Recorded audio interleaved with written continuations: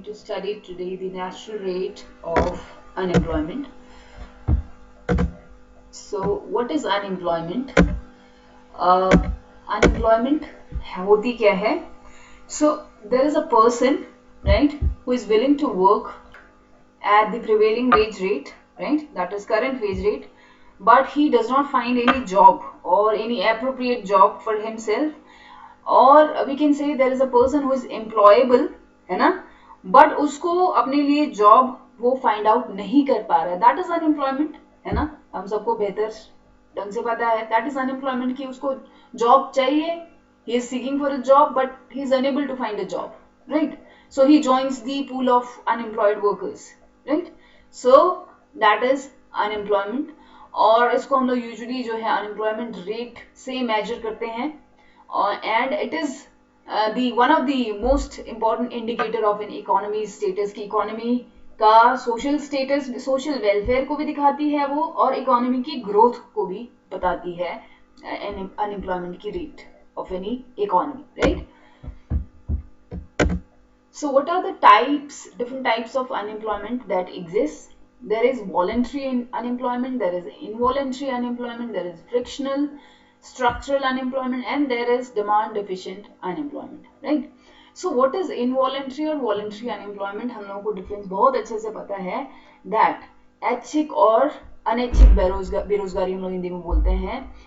ऐच्छिक बेरोजगारी की हम लोगों को काम दिया जा रहा है, वॉलंटरी अनएम्प्लॉयमेंट, हम लोगों को काम दिया जा रहा है at the current wage rate, but we are not willing to do that work, है ना, ड्यू टू वेरियस रीजंस कि मेरे को इस जगह में काम नहीं करना है, या मेरे को इससे अच्छी बेटर जॉब चाहिए, या मेरे को इससे अच्छी सैलरी चाहिए थी, है ना. There can be various thousands of reasons for being voluntarily unemployed, right? So that is voluntary unemployment. Involuntary unemployment हो गया कि आपको करंट वेज रेट पे आप काम करने को तैयार हैं बट आपको काम ही नहीं मिल रहा, दैट इज अनैच्छिक बेरोजगारी या इनवॉलंटरी अनएम्प्लॉयमेंट हम उसको बोलते हैं. Then there is frictional unemployment which is a kind of voluntary unemployment. ये फ्रिक्शनल अनएम्प्लॉयमेंट को मैं कई तरह के एग्जाम्पल से आपको समझाऊंगी कि फ्रिक्शनल अनएम्प्लॉयमेंट होता क्या है, राइट? फॉर एग्जाम्पल कि there is a person who has saved enough, इतना सेविंग कर लिया है उसने कि he can for some time he can remain unemployment and search for a better job, right? उसके पास इतना सेविंग्स कर लिया है कि वो अपने लिए कोई अभी जो करंट जॉब है उसके अलावा उससे बेटर जॉब देखने के लिए उसके पास इतनी इनफ सेविंग है that he has the luxury, right? So तो वो राइट अपॉर्चुनिटी फाइंड आउट करने के लिए अभी फिलहाल अनएम्प्लॉयड है, that can be a frictional unemployment, right?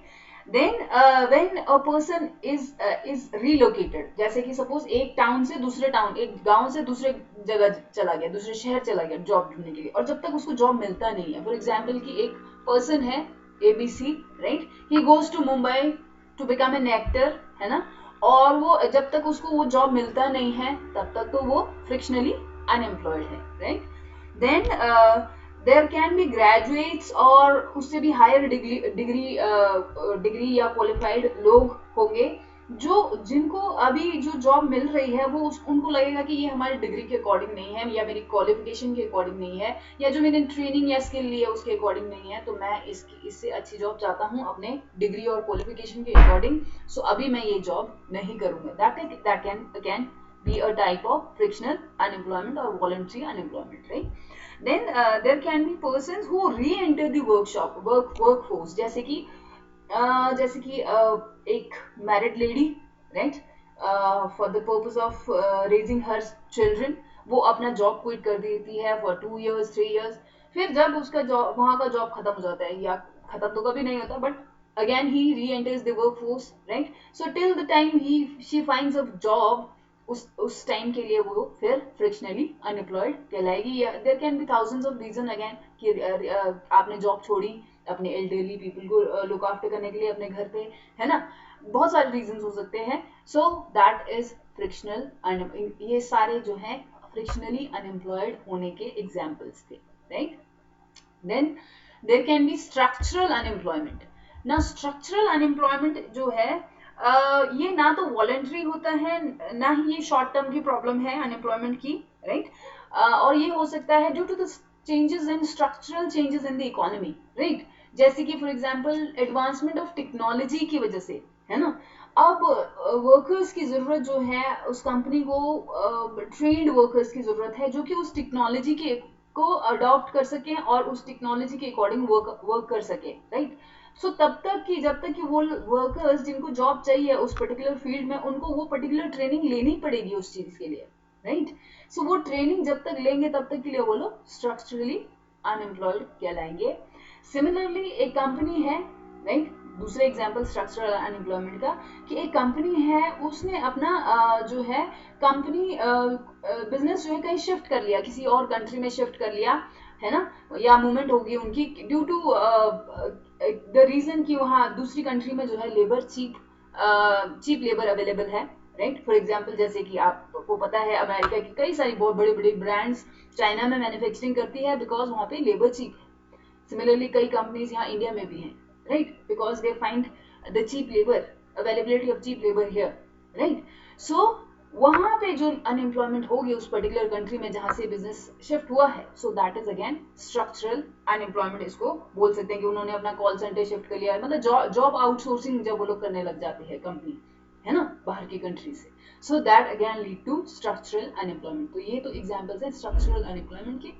Then there is demand deficient unemployment, जिसको कि हम साइक्लिकल अनएम्प्लॉयमेंट भी बोल सकते हैं, और ये होती है उत्पन्न शॉर्ट पीरियड में, शॉर्ट टर्म में, राइट, इस तरह की बेरोजगारी कि आपके डिमांड, एग्रीगेट डिमांड कम होने से इकोनॉमी में आपके प्रोड्यूसर्स को प्राइसेस कम मिलते हैं, डिमांड कम होने की वजह से जब प्राइसेस कम हो जाएंगे तो प्रोड्यूसर्स जो है अपनी प्रोडक्शन कट करेंगे, मतलब प्रोडक्शन कम करेंगे, सो दैट मीन्स वो लोग डिसइन्वेस्टमेंट करेंगे, विनिवेश करेंगे, सो वो विनिवेश करने से कई सारे लोग बेरोजगार हो जाएंगे, या ये भी कह सकते हैं कि वो लोग अगर जो रोजगार उनको जिनको प्राप्त है उनको तो है, उसके बाद वो लोग इन्वेस्टमेंट कम कर रहे हैं, तो मतलब कि बाकी लोगों को रोजगार वो लोग नहीं दे पाएंगे, है ना, that means demand for labour कम हो जाएगा automatically, that also leads to again unemployment, that is a short period का अनएम्प्लॉयमेंट हो सकता है, that is demand efficient unemployment, right. So now identifying unemployment from the perspective of long run and short run,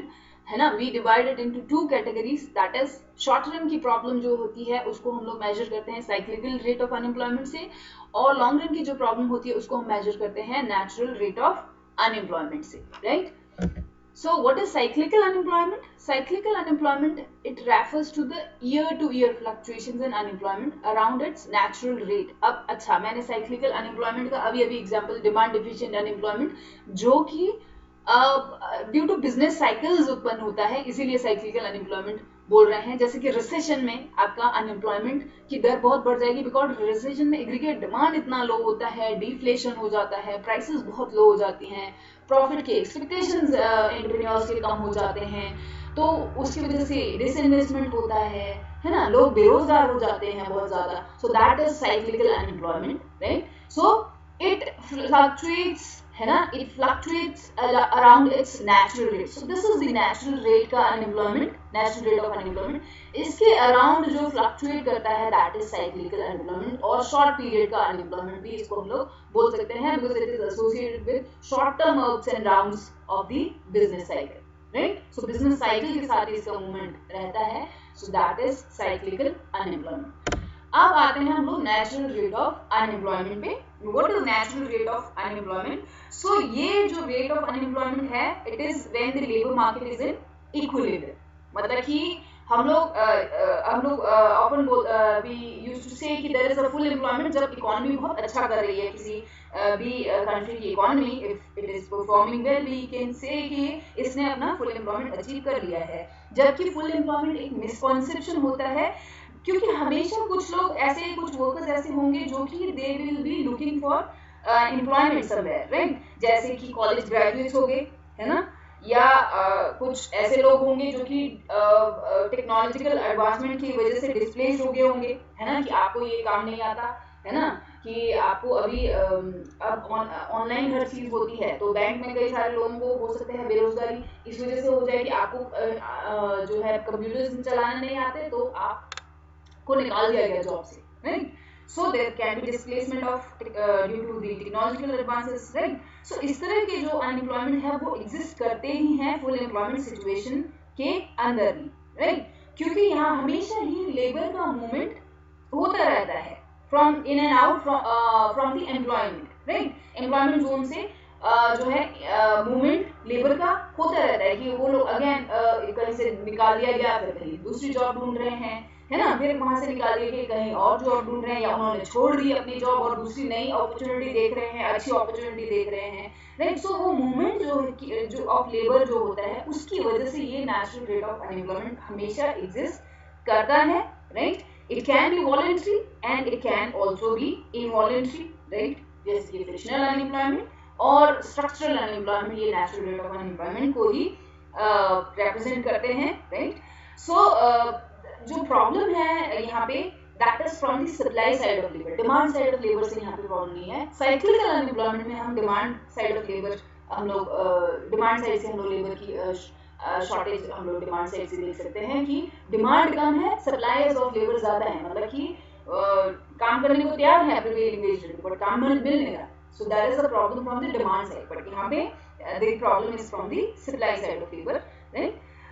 secondly जो exogenous factors जो है that can also cause an increase in the natural rate of unemployment, जैसे कि for example अभी कोविड-19 pandemic जो है ये एक एक्सोजेनस शॉक है इकोनॉमिक सिस्टम के लिए, जिसकी वजह से काफी लोगों को बेरोजगारी नेचुरल अनएम्प्लॉयमेंट झेलनी पड़ी थी, राइट? जैसे कि कई सारे बिजनेसेस जो हैं ठप हो गए थे due to the heavy losses in their revenue, है ना? सो ऑब्वियसली जो लोग उस कंपनी या बिजनेस में काम करते थे वो बेरोजगार हो गए, है ना, for certain time period. So that is natural rate of unemployment. So natural rate of unemployment is one of the reason why full employment या फिर 100% full employment can never be achieved, है ना, and it is unattainable in the economy over a long period.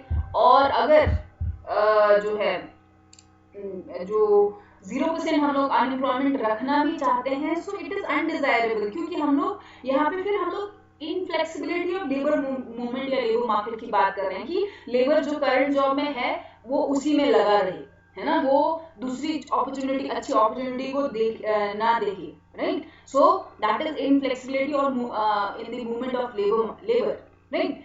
सो इसीलिए it is better for the economy और to increase the efficiency की labour हमेशा अच्छे से अच्छा अपॉर्चुनिटी ढूंढता रहे, अच्छे से अच्छा उसकी एफिशिएंसी और प्रोडक्टिविटी निकल के आए, सो इट इज अनडिजायरेबल कि हम लोग उसकी मूवमेंट को fix. So natural rate of unemployment का एक मेन रीजन क्या हो गया, that is flexibility of the labour market की वो मूवमेंट कर सकता है, एक जॉब को छोड़ के दूसरा जॉब ढूंढ सकता है, राइट? उसकी वजह से ये नेचुरल रेट ऑफ अनएम्प्लॉयमेंट उत्पन्न होता है। So what is natural rate of unemployment? It is unemployment that does not go away on its own even in the long period, है ना, ये हमेशा रहेगा चाहे full employment situation में भी, right? And it is the amount of unemployment that the economy normally experiences, and it is the minimum unemployment rate resulting from real or voluntary economic forces, है ना, frictional unemployment, structural unemployment, ये forces होते हैं ये natural rate of unemployment के कारण, है ना। It represents the number of people unemployed due to the structure of the labour force, है ना। स्ट्रक्चरल चेंजेस आ गए, वो ट्रेंड लेबर चाहिए तो वो ट्रेनिंग के टाइम उनको वो ट्रेनिंग लेनी पड़ेगी तब तो वो अनएम्प्लॉयड रहेंगे, right. Including those replaced by technology और those who lack the skills necessary to get hired, right. So natural unemployment persists due to the flexibility of labor market, movement of labor जो है possible है in the labor market, which allows for workers to flow to and from the companies, right? एक company छोड़ी दूसरी company में job ढूंढ लिया, है ना, इस तरह से। So that is the reason of existence of natural rate of unemployment in any economy, right? So long term and short term unemployment को यहाँ पे हम लोग diagrammatically यहाँ represent कर रहे हैं। Long term unemployment which is also known as the natural rate of unemployment, ये है क्या? ये है आपका ये जो शॉर्ट टर्म के अनएम्प्लॉयमेंट, साइक्लिकल अनएम्प्लॉयमेंट जो है, राइट, इनका एक एवरेज को दिखाता है। So that is the reason. ये जो लाइन है ये आपको थोड़ा सा कांस्टेंट नजर आ रहा होगा as compare to the cycles जो कि शॉर्ट पीरियड के अनएम्प्लॉयमेंट को रिप्रेजेंट कर रहा है, अनएम्प्लॉयमेंट रेट को रिप्रेजेंट कर रहा है ना। और ये नेचुरल रेट ऑफ अनएम्प्लॉयमेंट जो कि over the long period in सब की एवरेज को दिखाता है। right, which exists in the economy even if economy is in the situation of full employment, right, और लेबर मार्केट इक्विलिब्रियम की कंडीशन में जो अनएम्प्लॉयमेंट एग्जिस्ट करती है that is natural rate of unemployment, right. Now unemployment natural rate of unemployment determination हम लोग कर रहे हैं, उससे पहले हम लोग को ये कॉन्सेप्ट थोड़े से समझने होंगे। What is unemployment rate? Now unemployment rate जो है हम लोग कैलकुलेट करते हैं as a percentage of the labour force that is unemployed, right, जो कि वो लेबर फोर्स का वो पोर्शन जो कि वो परसेंटेज जो कि अनएम्प्लॉयड है।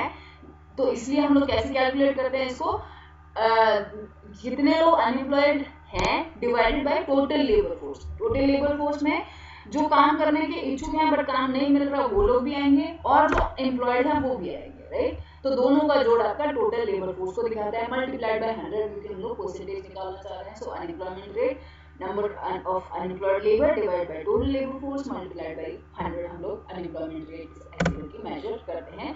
Then there is a concept labor force participation rate, right? Now इसको निकालने के लिए it is the percentage of the adult population। adult population मतलब एक अब आपके पास पॉपुलेशन तो बहुत सारे, पॉपुलेशन में तो 0 ईयर्स से लेके पूरा 100 प्लस भी है ना, एज ग्रुप के लोग भी हैं। सो यहाँ पे हम लोग जो अडल्ट पॉपुलेशन ले रहे हैं हम लोग 16 to 64 जो हमारा वर्क फोर्स का हम लोग एज ग्रुप लेते हैं कि इतने ईयर के लोग हम लोग कि मतलब कि ये लोग वर्क फोर्स में शामिल होने वाले लोग हो सकते हैं।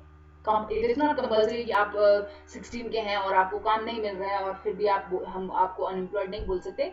It is up to you कि आप क्या कर रहे हैं उस मोमेंट में। देयर आर स्टूडेंट्स, है ना, there are people who are studying, उनको हम लोग अनएम्प्लॉयड नहीं बोलेंगे, हम लोग अनएम्प्लॉयड बोलेंगे who are searching for work but they are not getting work, right. So that is the unemployment, right. So adult population में हम लोग जो 16 to 64 इयर्स के वो ग्रुप एज ग्रुप के लोगों को लेंगे, right. So who are currently employed और सीकिंग एम्प्लॉयमेंट, जो लोग पहले से एम्प्लॉयड भी हैं और वो लोग जो एम्प्लॉयमेंट सर्च कर रहे हैं, राइट। सो वो उस टोटल को हम लोग अडल्ट पॉपुलेशन में यहाँ पे हम लोग ले रहे हैं। So it is labour force participation rate, total labour force divided by adult population multiplied 100 करेंगे तो हमारे को लेबर फोर्स पार्टिसिपेशन रेट आ जाता है, राइट। नाउ विल सी कि how natural rate of unemployment is being determined. अब मैंने बोला नेचुरल लेबर फोर्स में it is the sum of employed and unemployed workers, simple है ना। There are employed and there are unemployed persons who are seeking for job, right? जो job ढूंढ रहे हैं, right? So L is equal to E plus U. E represents the employed and U represents the unemployed workers, right? And let's assume कि हम लोग labor force को हम लोग fix मान रहे हैं, right? मतलब कि population fix है, labor force is fixed. There is transition in the labor force between unemployed and employed. मतलब कि जो लेबर फोर्स में ऐसा नहीं है कि लेबर फोर्स जो अनएम्प्लॉयड है अनएम्प्लॉयड ही है और जो एम्प्लॉयड है वो एम्प्लॉयड ही है। देयर इज अ ट्रांजिशन, है ना। एम्प्लॉयड अभी अनएम्प्लॉयड हो सकता है, अनएम्प्लॉयड एम्प्लॉयड हो सकता है, right.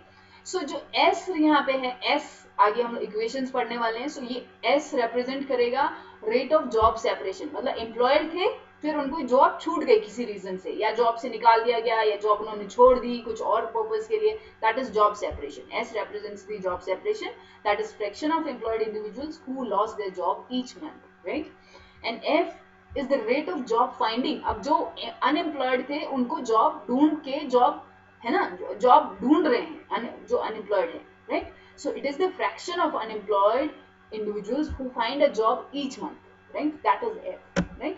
So look at these equations. So यहाँ पे rate of unemployment हम लोग ऐसे निकाल रहे हैं, that is U upon unemployed divided by total labor force, that is the rate of unemployment, right? So यहाँ पे U क्या है? U is the job separation, है ना। S represents the job separation divided by labor force में job separation plus job finding दोनों आ जाते हैं, right? Now we have to prove this equation, right? And we are assuming in a steady state कि जो number of people job finding है is equal to number of people job losing, right? Will be equal to each other। मतलब कि जो लोग equilibrium में हम लोग यही देखते हैं ना कि जो लोग job ढूंढ रहे हैं, right? And जो लोग job losing जिनका हुआ है, they are equal, number of people are equal, right? Of finding job and losing job are equal, right? So ये steady state condition है। So एफ यू एफ मैंने बताया fraction of unemployed who are finding job each month, right, fraction of unemployed, so that is FU, that is people people finding job, and SE represents people losing job. Fraction S represents the fraction of people employed people who are searching for job, right? So in a steady state condition ये दोनों equal हैं. So अब क्योंकि हम लोगों को पता है L यहाँ पे हमें पता है is E plus U, right, employed plus unemployed. अगर हमें एम्प्लॉयड इसमें से निकालना है तो ऑब्वियसली लेबर में से माइनस हम लोग अनएम्प्लॉयड कर देंगे. So it will be labour is equal to employed is equal to labour, ये इधर चला जाएगा इक्वेशन, माइनस यू हो जाएगा this equation, e is equal to l minus you, right. So अब हम लोग इस ई की जगह पे हम लोग इस एल माइनस यू को पुट करेंगे तो so the equation will be this, equation will be like this, है ना, F you is equal to S into L minus you, right. अब इसको हम लोग मल्टीप्लाई कर देंगे क्योंकि ब्रैकेट मल्टीप्लाई को इंटीग्रेट कर रहा है. So f you is equal to S l minus s u it will become, right. So now हम लोग को क्या करना है, जो u फैक्टर है इसको इधर को ले जाएंगे तो हम लोगों का ये जो माइनस है वो प्लस हो जाएगा. So f u plus s u is equal to it remains s l here, right, on the left right hand side. Now u यहाँ पे दोनों में कॉमन फैक्टर है, सो u को कॉमन ले लिया, f प्लस s हो गया is equal to S L job separation, है ना, इनटू लेबर, राइट. नाउ अब क्रॉस मल्टीप्लीकेशन अगर हम लोग करते हैं तो सो डिवाइडेड बाय 1 कर दो. यहाँ पे क्रॉस मल्टीप्लीकेशन l इंटू 1, ये u upon l that is unemployment rate आ जाएगा फिर से, इज इक्वल टू ये इधर चला जाएगा, it will B s divided by s plus f. सो ये हमें इक्वेशन दोबारा प्रूव कर दी हमने इस तरह से, right. So the equation this unemployment rate का equation shows that the steady rate of unemployment depends on two things, that is rate of job separation S and rate of job finding, right. hope आपको ये equation समझ आ गया होगा बहुत अच्छे से, right. so there is a transition between employment and unemployment. मैंने बताया था कि वो फिक्स नहीं रहता है, right. there are persons who are employed, at some point of time they will lose their jobs, right. so job separation होता है. सो जॉब सेपरेशन होगा तो वो अनएम्प्लॉयड पूल को ज्वाइन कर लेते हैं, अनएम्प्लॉयड वर्कर्स के अंदर, वर्कफोर्स के अंदर आ जाते हैं. Then they will start finding job, है ना, जॉब फाइंडिंग शुरू हो जाता है. जॉब फाइंडिंग जब शुरू हो जाता है तो they will get employed again, है ना. So the circle moves on like this, right. So this shows that every period fraction of the employed lost their jobs, that is S, है ना, and fraction of people are जो unemployed हैं they are finding job, right. so this circle moves on in the economy, right. so जो मैंने बताया जो unemployment rate है in a steady state will depend upon this S and F, that is job separation and job finding. it will determine the rate of unemployment in any economy, right. so जितना ये S अधिक होगा उतना rate of unemployment अधिक होगा, job separation जितना अधिक होगा उतना रेट ऑफ अनएम्प्लॉयमेंट अधिक होगा, एंड जितना जॉब फाइंडिंग अधिक होगा उतना रेट ऑफ अनएम्प्लॉयमेंट कम हो जाएगा, right. So this we can explain with the help of this example as well. Suppose कि जॉब सेपरेशन जो है 4% है तो इट इज 0.04 here, s is equal to 0.04 here, and 30% is let's say it is if the value of if, that is 30% employed, है ना, find a job each month, right. unemployed, sorry ये unemployed होना चाहिए था, 30% unemployed find a job each month, right. so it is 0.30. so इसको हम लोग इसमें डालेंगे, इन वैल्यूज में डालेंगे s 0.04 प्लस f, है ना. so it will be 0.04 divided by 0.34. तो इसको डिवाइड करेंगे तो will get 12%. so unemployment rate here represents the it implies कि unemployment rate in values के दम पे हम लोग बोलेंगे it is 12%. so जैसे कि मैंने बोला greater the f less will be the unemployment rate. so if it doubles, suppose, है ना, if it doubles it becomes 0.60, that means 60% हो जाता है job finding. so in that case आपका unemployment rate घट के 6% हो जाता है, राइट. सो अनएम्प्लॉयमेंट रेट घटता है जब जैसे जैसे आपका जॉब फाइंडिंग बढ़ता है. अगर आप यही वैल्यू उसको पुट करेंगे 0.4, 0.04, 0.04 here, 0.6 here, right, instead of 0.3, ये डबल हो गया जॉब फाइंडिंग. सो आपका ये हाफ अमाउंट से ये भी घट जाता है अनएम्प्लॉयमेंट रेट भी. जब ये डबल हुआ ये घट जाएगा, right. So greater the F less is the unemployment rate, greater the job separation, greater will be the unemployment rate, right. So any policy that affects the rate of job separation and rate of job finding also changes the natural rate of unemployment, right. All right. Now why there is some frictional and structural unemployment is inevitable. क्यों होता है? Because such unemployment is inevitable because the economy is always keeps on changing, it is changing always, है ना. Then जो composition of demand है among the industries or regions, है ना, इसको हम लोग sectoral shift बोलते हैं, right. टेक्नोलॉजिकल एडवांसमेंट की वजह से, है ना, या और भी रीजंस की वजह से जो है सेक्टोरल शिफ्ट्स की वजह से ये जॉब सेपरेशन हो सकता है या सर्च अनएम्प्लॉयमेंट हो सकता है, right. So it takes time for the workers to search for and find jobs in new sectors, right.